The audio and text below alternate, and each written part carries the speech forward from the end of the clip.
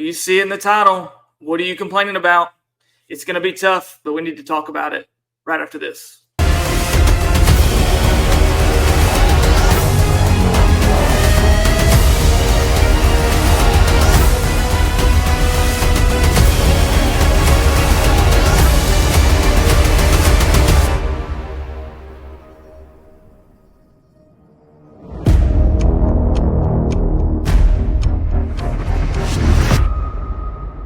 Welcome back for another episode here on the channel. I am so appreciative that you are here.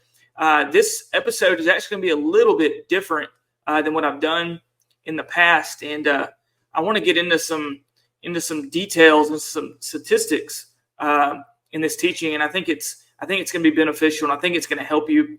But before we dig in, I would, as always, I'd like to ask you to please consider subscribing, liking or commenting, and then also sharing this video to others, as that always seems to help in the algorithm, and that would be very, very much appreciated. So like I said, today's episode is just a little bit different, and we'll end up in the same place at the end, and that's right. And we're going to be talking about Jesus as we get towards the end of this thing and relating this thing to the Bible. So it's going to take a minute to get there to some scripture, but we're going to get there. And I got plenty of word for you at the end of this message. So just please stick around to the end. And like I said, we'll get there together. So I have felt a need recently in my own life and things that I have seen to draw some attention to, I guess, what I would call Americanization. The way that we live here in America and the way that we perceive things and the way that we see the world and the things that we deal with on a daily basis.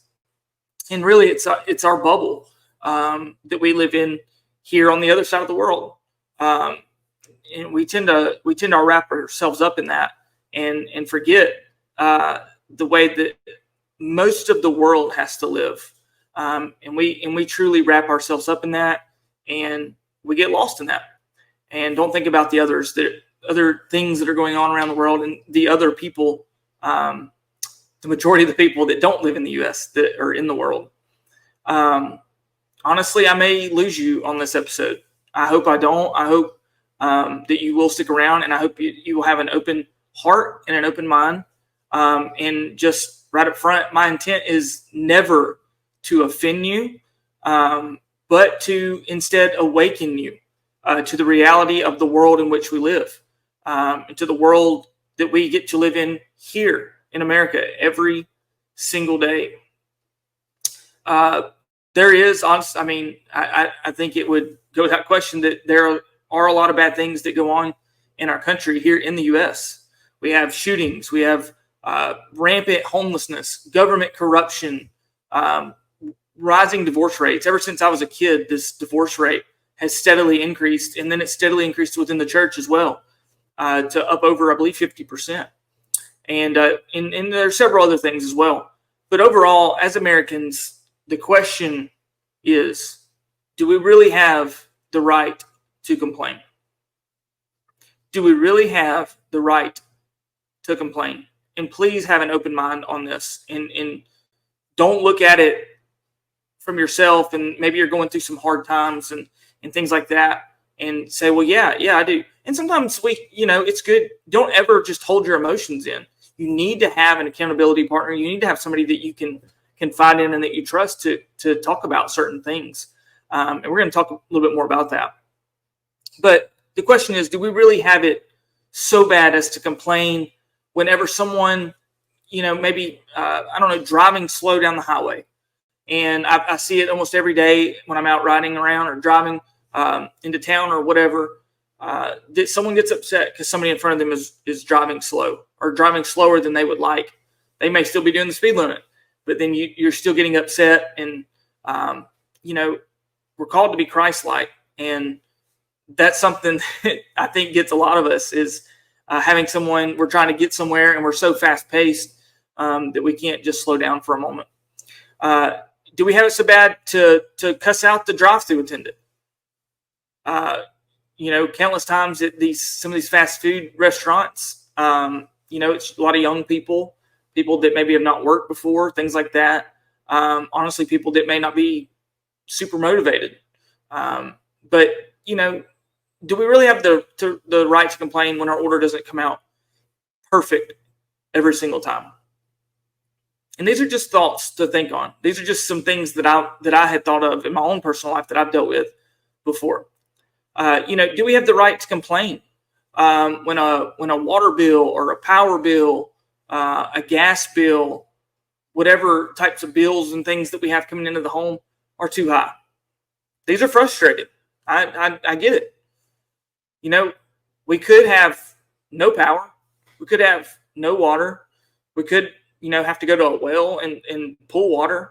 We could just not have any access to water and drink, unsterile water, unclean water, that doesn't go through a process of being cleaned and filtered. We could have to walk out to an outhouse in the middle of the night. You could have to do it in below freezing temperatures, just to go to the bathroom. And a lot of these bathrooms have the showers tied into them.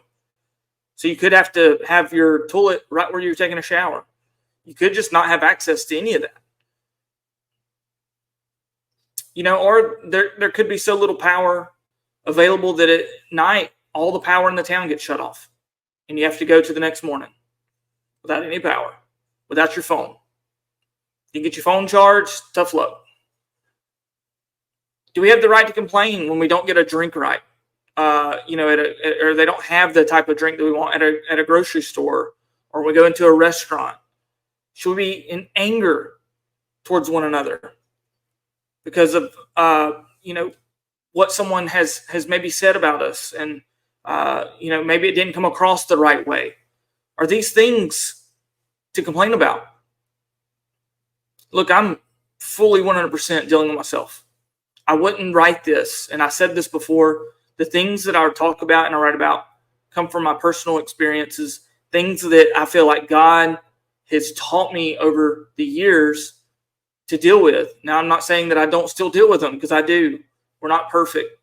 But I feel like I need to bring the attention to them, for one, for myself, but also for you. And I feel like it can help you. And that's what I'm talking about. My intention is not to offend, but it is to open your eyes up and make you think about the way that you're living, the way that you perceive yourself, and the way that you perceive the environment around you, and where you get to call home. There's nothing wrong with having these things. I think I've made that clear. We just have to, thank God that we live in a country where we have the access to these additional amenities beyond just sustaining your normal life. So from here, I wanted to show you a few statistics to give you an idea of just kind of where we're at here in the U.S., how good we really do have it here in the U.S. And these statistics range in dates, but they typically are all up to 2022, 2021 timeframe. And so let's just jump into the first one, and I'll put it up on the screen.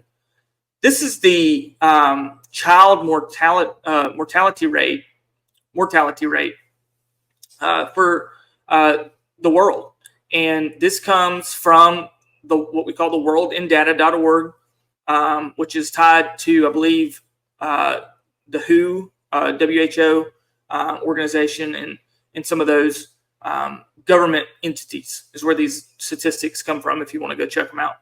But the child mortality rate, and this is for newborns who die before reaching the age of 5. And I had the option to add in a list, any country that I wanted. And so I picked, 10 or so countries here to reference. And I tried to choose some from around the world. And so it gave us a good perspective. And what you will notice is obviously your African countries are at the top of the list. And this is from just from 2010, yes, to up to 2021. And so over the past 10 years, we've actually seen a noticeable decline.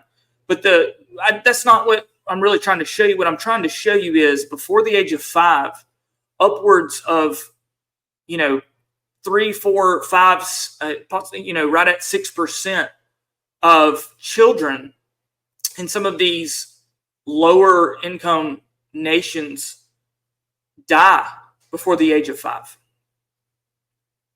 That used to be something that we dealt with here in the U.S.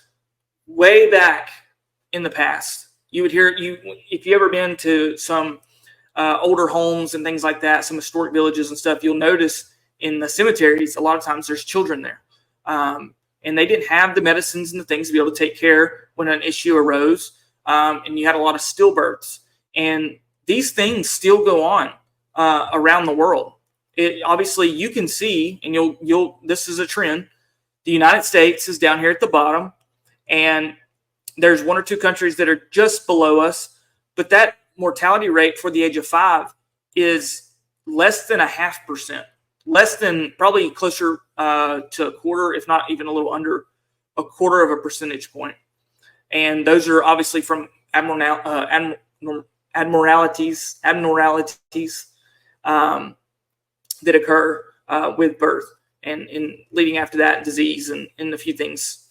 But is that something, any child loss is heartbreak, but is that something that, we can't say that we're in a pretty good state here in the U.S. compared to some of these other nations from around the world? And also, I included the world. You'll notice the average is just over 4% for the population around the world.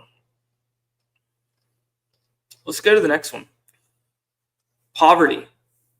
This is a graph showing the population that's living on less than $10 a day. And this is from the past, probably, around roughly 60 years. And it is adjusted for inflation and for the differences in the cost of living between these different countries. Obviously, I think you can see the obvious point here is down here at the bottom is the United States. It's almost non-existent. Whereas several countries from around the world, once again, at the top is your African nations. And you see where the world is, that nearly 60% of the population around the world is living under $10 a day. I think the poverty line's like $3 around that area there. And I didn't think that was, I didn't feel like that was justified enough. I mean, in most places, where are you going to be able to live for $3 a day? And this is adjusted for the cost of living in those countries. So keep that in mind. We don't have anything to complain about. We have it so good in this country that we have homes to be able to go to, the homes that we live in, even the smallest homes that you can find. These tiny homes that we see, these are better than most villages you would ever see in foreign countries. Let's go to the next one. The life expectancy. This is up to the year 2023.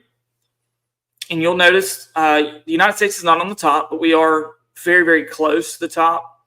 And some of these other countries that are above us obviously are a little more remote, but they're very well-maintained, very wealthy locations. But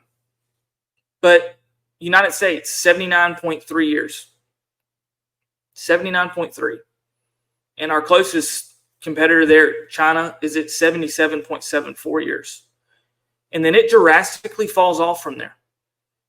As you can see in the graph, the world is at 73, and then a lot of foreign nations, even Russia, we see India there, South Africa, and then look at Zimbabwe, 62.77 years is the life expectancy. Something to chew on. Here's a daily supply of the calorie count per person. And this is for the past 20 years. And I put the numbers on there to show the exact calorie count, the intake, the average that that someone consumes. And America is by far on the top. And I pulled numerous countries, and there was no one even close. The closest one, obviously, you can see there is Austria. But the United States does not have a shortage in our diet. We have access to whatever food you could think of, whenever we want it, at the time we want it, and we can have it within minutes. Pretty much anywhere you're at in this country, we have access to food. Here's the average learning adjusted years of schooling for the year 2020. And I was actually somewhat surprised that we were above China on this. But you can see that the average child gets 10 plus years of education experience. 10 years plus. Whereas many, many countries around the world fall down into the 5-year, 6-year range. And then I only put one on here, but you can obviously see the Central African Republic is down 2.7 years of schooling. 2.7 years of schooling. Our children do have access to education. Do have good teachers. There's things that we don't agree with, obviously, but we can't complain that we don't have access for our children to get the education they need. Just something to think about as we go through this. Here is a very eye-opening statistic that I think you need to definitely keep in mind when you think about our country and when you think about your situation. And having running water is the safely managed drinking water resources that we have available to us. Obviously, you can note there that several of your first world countries are 95 plus access to drinking water. I've personally seen this one and dealt with this. But you'll notice the world is all the way down 72.93%. And then you go even lower, Bangladesh 59, Vietnam 57, Peru at 51.99. And then I thought this really interesting is Fiji. If anyone knows the Fiji water that we have, that's supposed to be some of the cleanest water in the world, their own country is at 41.86%. And so instead of keeping that in their own country, they have to ship that out to be able to bring in the income, and they ship it here, obviously, to the U.S. and several other countries. But I found that very, very interesting that their own water supply is less than 50%. And then, obviously, you almost say this non-existent is in Nepal. It's 16%. That's hard. That's a hard reality. That's hard to say that we can complain about running water, that we have water to drink. It's hard to say when you're thirsty and you can't get access to any water at the time. These are eye-opening. And I think I got one or two more. I wanted to show you the internet subscriptions. I was a little bit surprised at how low these were, but comparatively, we are still one of the top in the world. You can obviously see from the graph that several countries, and this is per 100 people. So just an example is the United States is at 37.6 people per 100 for internet subscriptions. And actually having access to the internet is going to be much higher than this. But in a lot of these other countries, you may have a government internet service, whereas we have numerous outlets for internet service that I know, and I've done it so many times that we complain about. But thank God that we have access to be able to have internet. Thank God we have the ability to be able to get on here and talk and get on YouTube and share and communicate with one another and have access to news, whereas many places in the world, they don't know what's going on because they do not have the access. And if they do have the access, it's filtered by their government, and they do not see the truth of what's going on around the world. Here we see the registered vehicles. This is the last one. Per 1,000 people, and this goes back to 2016, so it's a little dated, but if anything, it's only higher than what these numbers do show.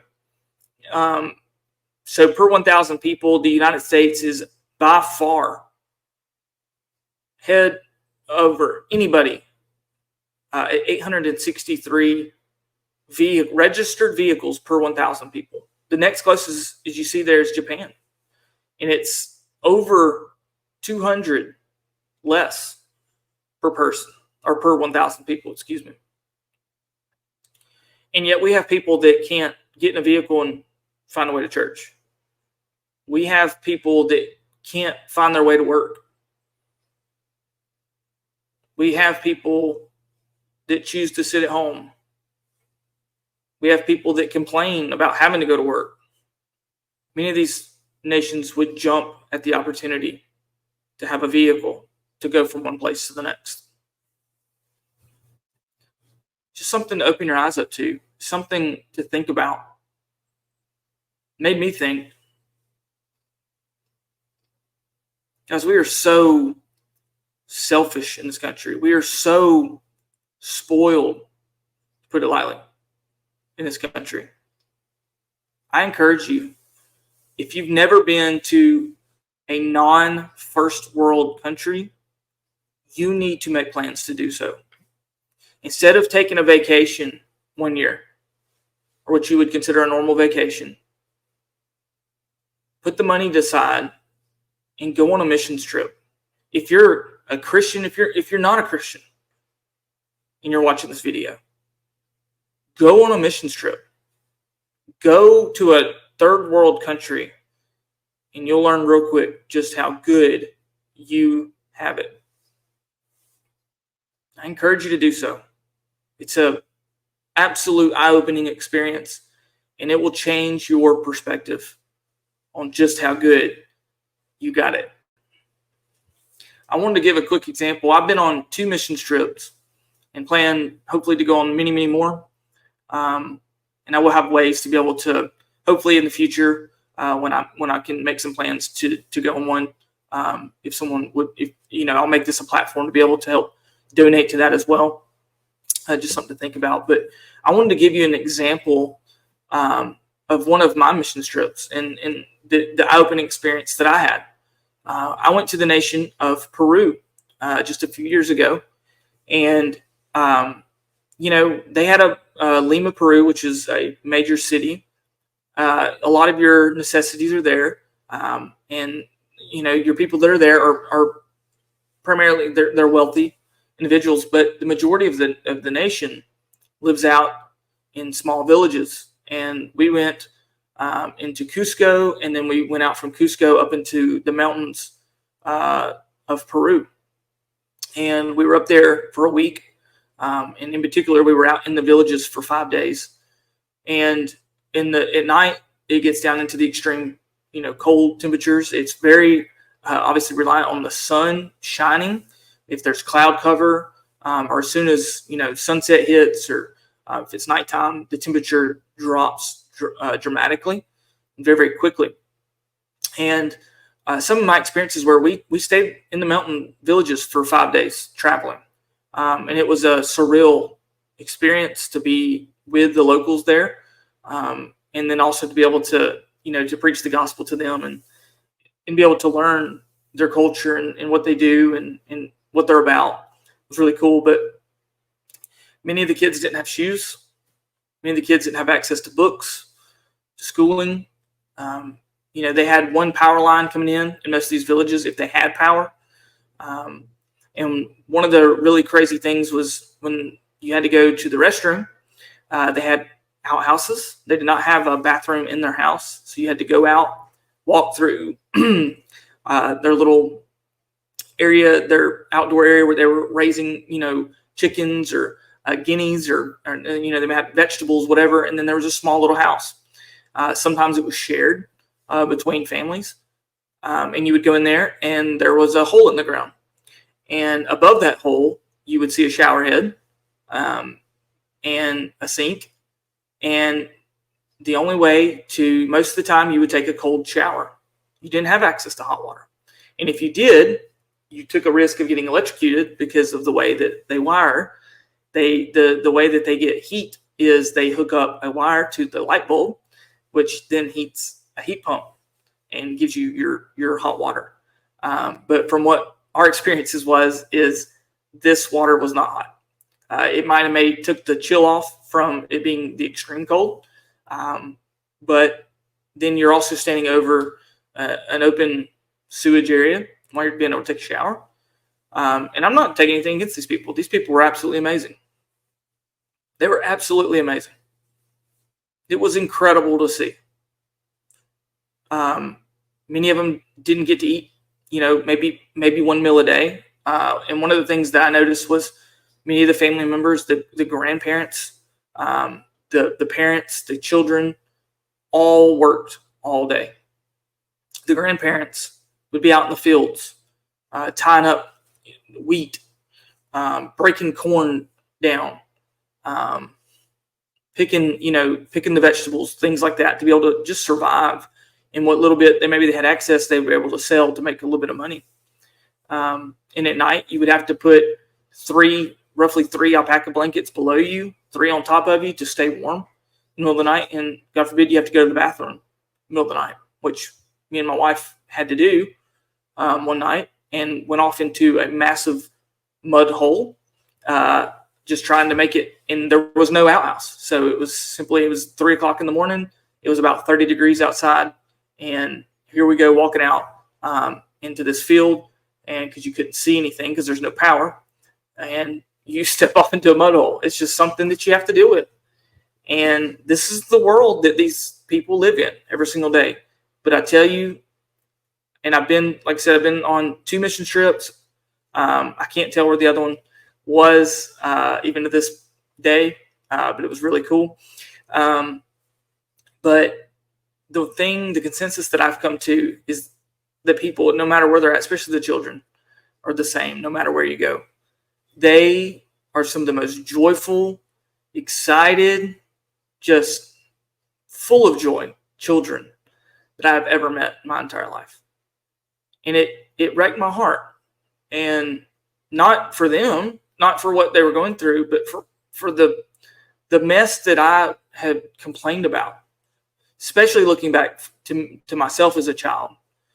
And, waking up on Christmas morning and having presents galore just everywhere, and having countless numbers of shoes, and being able to go and take a hot shower, being able to get up and go to school, be able to have food. And if it's cold outside, you don't have to, you can do everything from it within your home. A running water, clean water.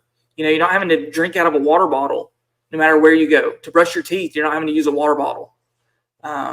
It's these things that we take for granted in this country. And I felt the need to speak on it and to help open your eyes up to it. The sad part is how quickly we seem to forget, even when we go on these situations, in these, wherever you go in the world, that we forget about those comforts, and we take them for granted when you live in it every single day. I remember when I came back from Peru, being so thankful for the hot water, being able to take a hot shower. But on the other side of it, I felt this guilt of how good I have it to be able to just come in here and do this whenever I feel like. And it was tough, but it's something that we need to feel in our heart, to know that I need to quit complaining. I need to stop living every day with such negative connotations on every single thing that I do, and think about how good and how blessed we are here in this nation. And so with that, I wanted to go to the Bible, and I got several verses that I want to read, and I want to give some notes after I read these verses and how it pertains to the topic that we're speaking on.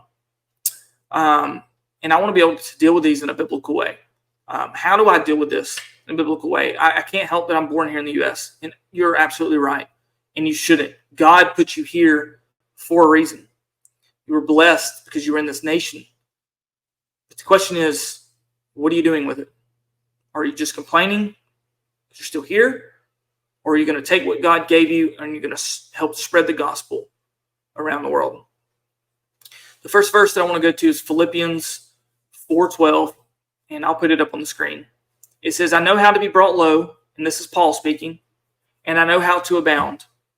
In any and every circumstance, I have learned the secret of facing plenty and hunger, abundance and need. Just like Paul says here, do not let your circumstances be the justifier of your emotions. We are called, no matter the situation, to be Christ-like, to walk in joy, whether things are going well and when they're not. Paul is saying that no matter the situation, the season that you're facing in your life at this moment, whether it be one that you're living in abundance or one where you're in need, nothing deterred Paul. And we see that through his journeys. They're clearly marked out in the Bible. Nothing deterred him from seeking the will of his Father in heaven. One thing we see is at the end of Paul's life, one of the things he says, and it's written in your Bible in 2 Timothy, is, I've ran the race. I've fought the good fight. I've finished the race. I've kept the faith. No matter Paul's situation, he kept the faith. He kept his trust in Jesus, that God would lead him, that he would never forsake him. And in every situation, God brought him through what was needed to get Paul to the next place in his journey of spreading the gospel. Let's jump over to Hebrews 13:5. And this is actually in the New King James Version. Most of my other ones will be in the English Standard Version, if you want to take a note on that. It says, let your conduct be without covetousness. Be content with such things as you have. For he himself has said, I will never leave you, nor forsake you. Guys, you've got to stop looking, and I'm talking to myself, I promise you. Stop looking at what others have. Stop looking at what they're doing and what they have. That is one of the reasons all these social media platforms blow up so much and people love it, is because, or they like to be on it, is because it allows them to keep a check on the people that they want to be like, or people that they're jealous of, people that they want the things that they have. And you get on there and then you start complaining and you're, how in the world they do this and that?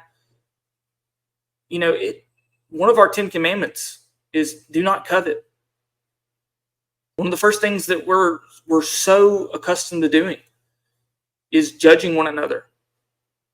Judging one another by our looks, by the clothes that we are wearing, the vehicles that we're driving, our homes, where we live, where do our kids go to school? All these different things that really could mean a hill of beans. What people do not stop to think about is, yes, they do have those nice things. They do have those, no doubt. But the question you have to ask yourself is, what did they do? What sacrifices did they have to make to get those things? What did they have to do to get those things? You don't know the years of hell that people may have put up with, what they had to go through in order to get a place to buy, to get to a place to buy a vehicle, a nice vehicle, to be able to move into a new home. You don't know. You may think you do, but you don't know. You don't know what all is going on in their head.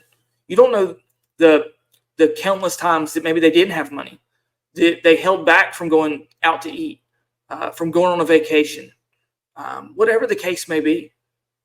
Stop looking at what other people have, and stop trying to, on the other side of that, stop trying to make everybody know what you have.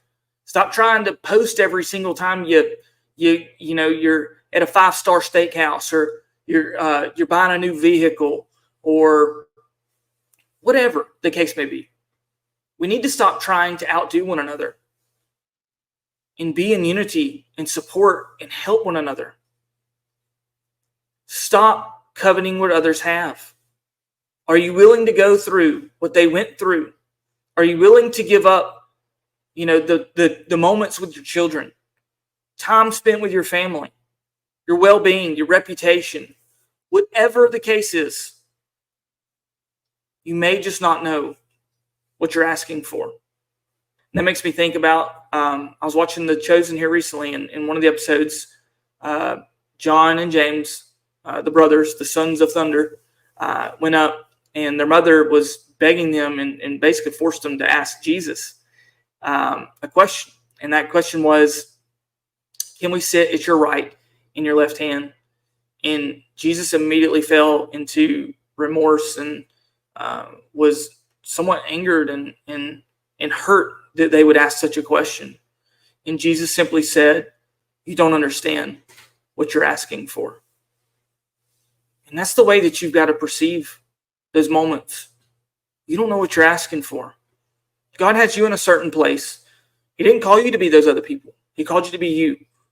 And you are where you are because of the decisions you made. But God also wants to honor that, and he's going, if we will stop looking at what other people have and we will stop being so prideful, God may answer some of the prayers that you've been praying, for more income. Are you tithing on your income?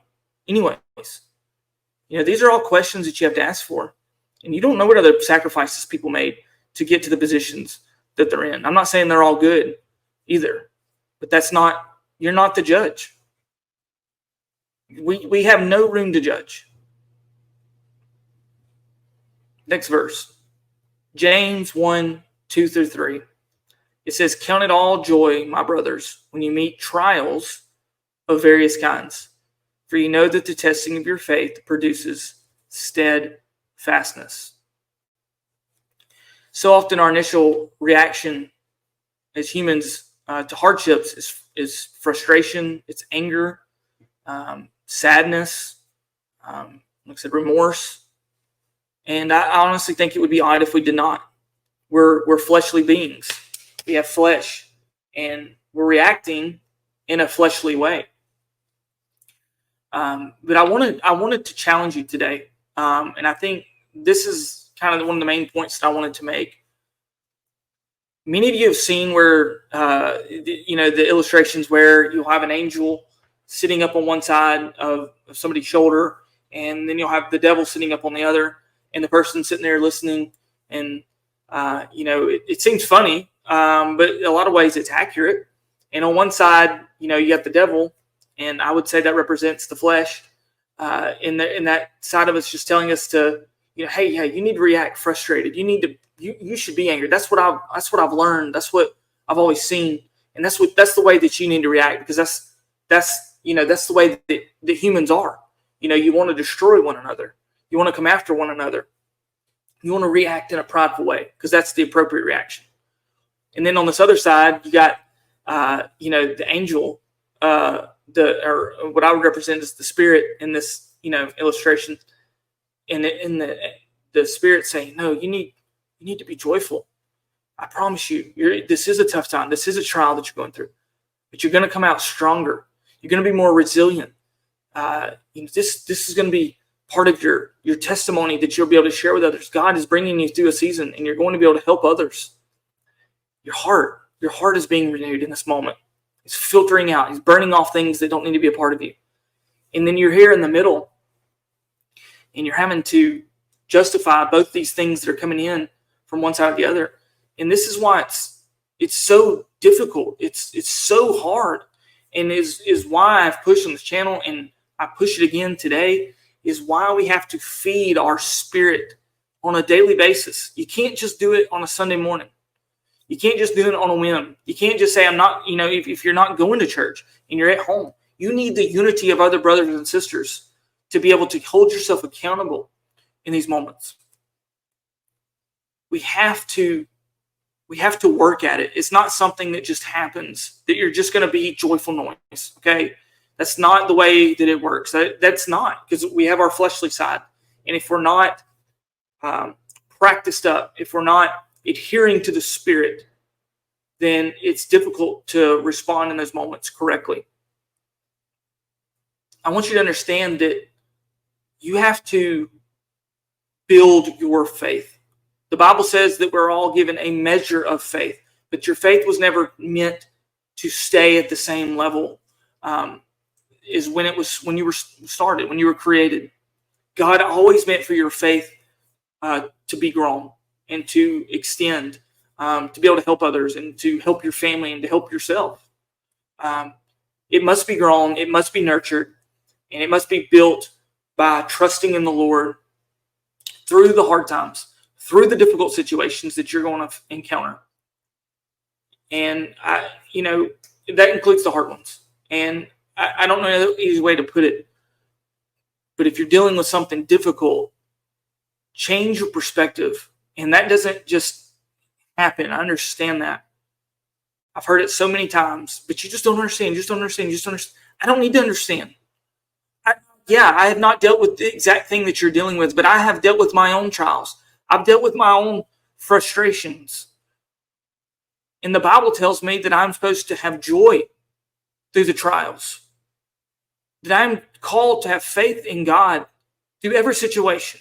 There's no situation that I've ever encountered that God has not been at the beginning of it and also at the end of it. He's already been to the end of whatever you are encountering right now. He already sees the end. And I think I spoke about it last week. You see the difference in reactions in someone like Peter, who denied Christ 3 times, and you see it with Judas, who denied him 1 time. And you see how the flesh reacted with Judas, and you see how the Spirit helped Peter be restored, and the power of repentance. And if you're in a difficult moment, call out to God. Ask Him, Lord, how do I find joy in such turmoil? How do I seek you in this moment? God, show me how to praise and worship. Change my thoughts, God. You have to do it. No one can do it for you. It's a matter, it's what's going on right here. It's your mind, it's your soul, and it's the battle for it between the spirit and the flesh. So I believe this is a good segue. And I'm down to the last 2 verses, and then we'll wrap this thing up. I know some of you might be asking, that sounds good. And we talked a little bit about this just now, but I'm still feeling overwhelmed. I'm still feeling lost. I'm still feeling consumed. And the Bible says in Philippians 4:6, do not be anxious about anything, but in everything by prayer and supplication with thanksgiving, let your requests be made known to God. I get it. It's not easy. I've mentioned it countless times. I've dealt with anxiety. I'm probably going to be doing a video on it soon.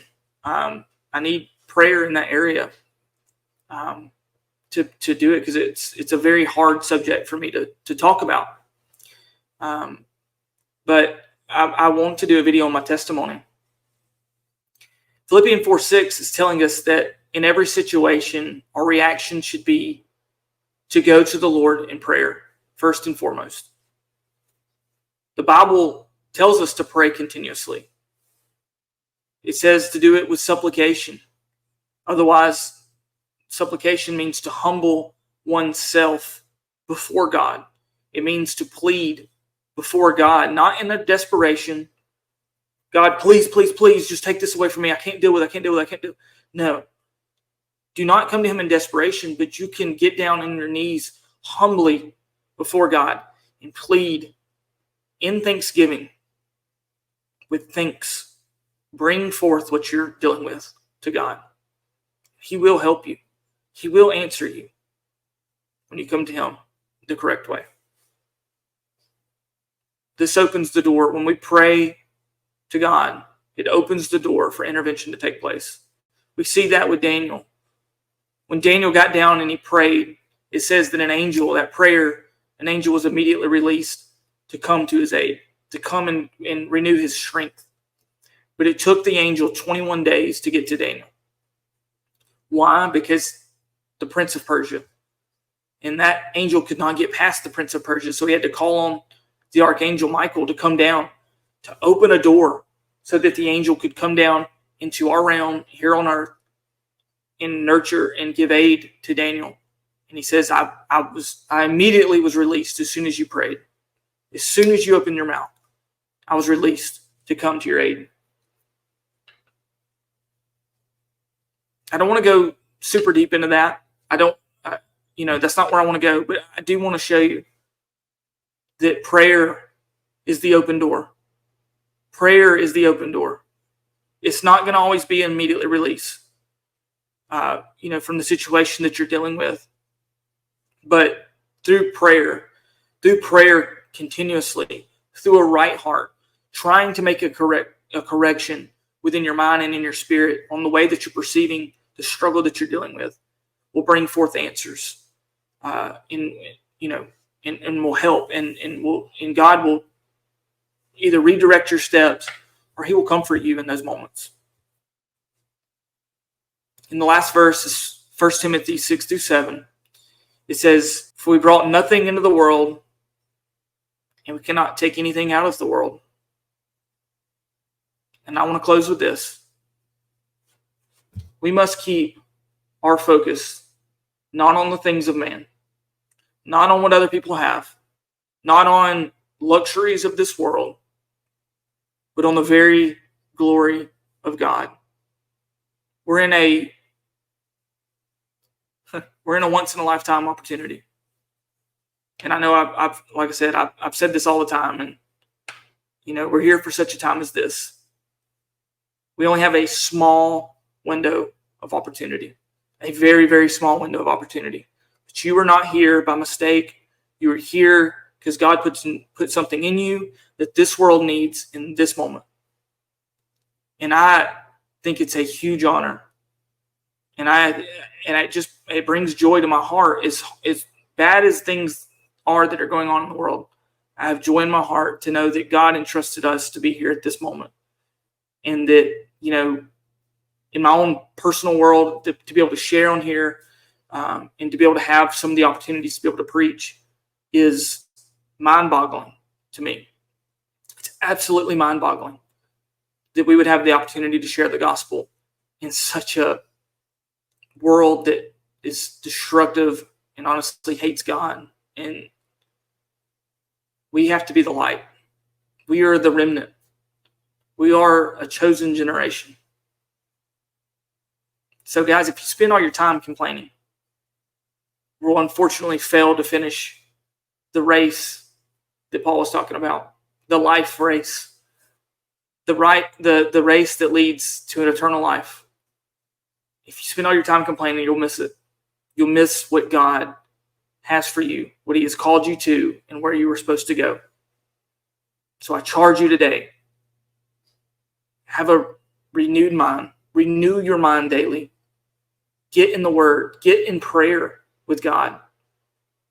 And quit complaining, because you may just not know how good you got it. So with that, have a great day, and God bless.